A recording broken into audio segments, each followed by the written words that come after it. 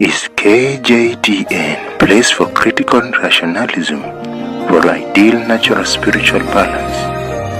Welcome home. Many teachings have complicated the simple truths. Here, we make the complicated simple. If you know the truth shall set you free.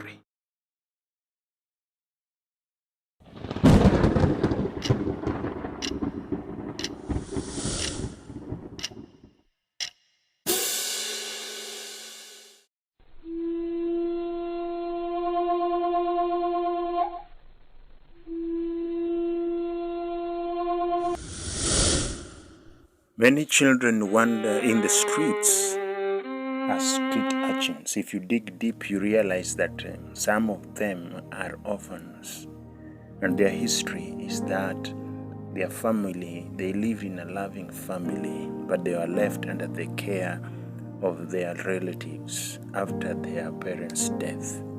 And because of the suffering they went through, that is what pushed them out to go into the streets. Question is, why are we parents not protecting our children even after dying? That is why today I want us to talk about that sensitive topic. My name is Joash Otieno. I want us to talk about how to protect your children in death. The Green Reaper knocks whenever he wants. Death comes and never give you a notice, nor write a letter.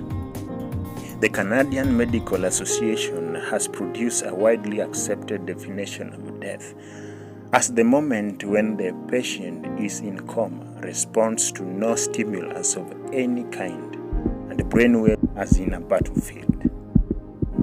Friends, death is visiting earlier and in alarming rate through road accidents, illegal brews, illnesses, robbery with violence, terrorism, and love gone sour, couples killing each other, ordeal gone sour, in dark deals and even business deals. Death snatches lives away earlier than expected.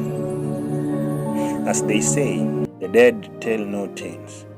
Question is, who, you young mothers, will take care of your children if you died?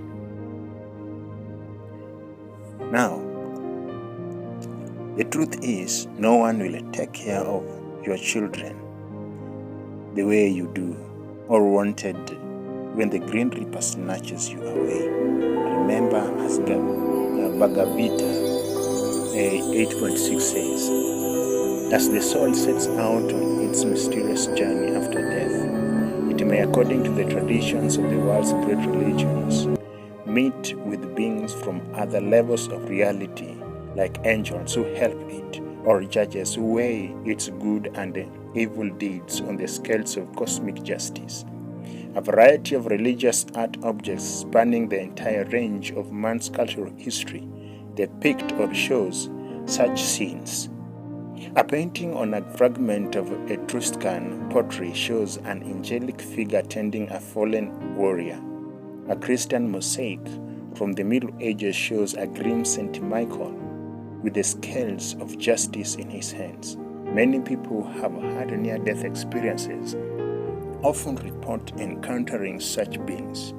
In the Vedic scriptures of India, we learn of the servants of Lord Vishnu, who appear at the time of death to accompany the pious soul on its way to the spiritual world. The Vedas also tell of the fearsome agents of Yamaraja, the Lord of Death, who forcefully arrest the soul of sinful man and prepare it for its next incarnation in the prison of a material body. In this historical account, the servants of Vishnu and the servants of Yamaraja dispute the fate of the soul of Ajamila, deciding whether he should be liberated or incarnated. So here we realize that after death, the dead cannot tell any tales. That is why we need to really organize ourselves, because we don't know when the Green Reaper will come and take us away from our loved ones, especially our children. Dear friends, don't cry at the thought of death, because the reality is it is inevitable. What should make you cry is the thought that if you died now, your relatives will move your babies from one relative to another as they try to figure out who is best suited to live with them. Sometimes you will find the good ones, sometimes the worst ones, who will let your children suffer and go to the streets. Even for the married man, your relatives will wonder whether dad will cope and will probably end up taking the children to the grandmother or bringing in somebody to help. History has told us that most of the stepmothers mistreat the children. Few are they that have heart of gold that will raise them as their own flesh and blood. But you cannot take chances. But perhaps you knew that dad could cope, but you died with a secret. From the mom who does not live with the child's father, perhaps you know that the father can't handle the children alone, but again you did not tell anyone. Dads, let people know your wishes. If you have property somewhere, don't hide it. Lay it bare your face. If you die today, when a reaper comes, he may come through road accident, through illnesses, when you have no time to confess whatever you have hidden from your family. So let people know your wishes. Who should be a guardian while you are gone? Ask yourself, who will be administrator of your entire fortune when you are gone? Who will take care of the needs of your children? Or are you satisfied that mom will do just fine without you? Why don't you let your people know so that they support the mom rather than imagine what you should have done or wanted? According to a family lawyer, Miss Judy Thongori, she quotes the Act of Children. The Children Act at section 104 and 105 provide as follows. 1. That either parent of a child may, by will or deed, appoint any person to be the guardian of the child after that parent's death. 2. Any appointment of a guardian shall not have effect unless 1. A. In the case of an appointment by deed, the deed is dated and is signed by the person making the appointment and in the presence of 2 witnesses. B. In the case of an appointment made by a written will, it is made, executed, and attested in accordance with the provisions of the Law of Succession Act. 2. A guardian shall act jointly with the surviving parent of the child as long as that parent remains alive unless the parent objects to his so acting.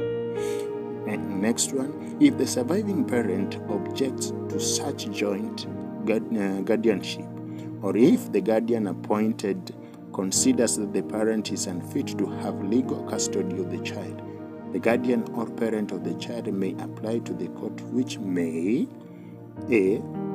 refuse to make any order, in which case the parent shall remain the sole guardian, or make an order that the guardian shall act jointly with the parent. B. Make an order that the guardian shall act jointly with the parent, or make an order appointing a relative of the child or a person who is willing to act a guardian of the child to act jointly with the parent or guardian or both of them, or make an order that the guardian shall be the sole guardian of the child, in which case the court shall make such order regarding the custody of the child and the rights of contact thereto of his parent and relatives, having regard to the welfare of the child as it may think fit, and further order that the parent shall pay the guardian a financial provision towards the maintenance of the child, having regard to the means of the parent as the court may consider reasonable. The court shall not appoint the guardian, sole guardian for the child, if he is not a relative of the child, unless exemptional circumstances exist with regard to the welfare of the child. 5. Where guardians are appointed by both parents, the guardian so appointed shall, after the death of the surviving parent, act jointly. The court may appoint a guardian in the following circumstances. A. On the application of any individual, where the child's parents are no longer living or cannot be found, and the child has no guardian and no other person having parental responsibility for him. B. On the application of any individual where the child is a displaced child. Moms and dads, kindly, you don't want to see your children roaming in the street because their parents are dead. You can never entrust your child to those whom you had bad relations with. If you have a know-how or you have something that will take care of your child until they reach 18 or above, write a will. Let your people know. Let people know of this protection. Write wills. People are skeptical of writing these wills. They think the moment you write a will, it's like you're signing a death certificate and you will die any soon. Don't be skeptic, because we know the Green Reaper, death itself, does not give us any alarm of when to come. We can die when we go through demonstrations, when we are just walking on our way. We are all candidate to death. Now, you have to know the guardian that you would choose for your children. For death is an eventuality. We live with them, and no one knows that day or hour. God hid that from us. It's the greatest secret that God hid from us. Save your children before you are dead. Because the truth is, when the soul has left this world, the soul itself is facing another realm, next realm, where it is either going to be judged or to be imprisoned. My name, again, is Joshua Otieno. Please, protect your children.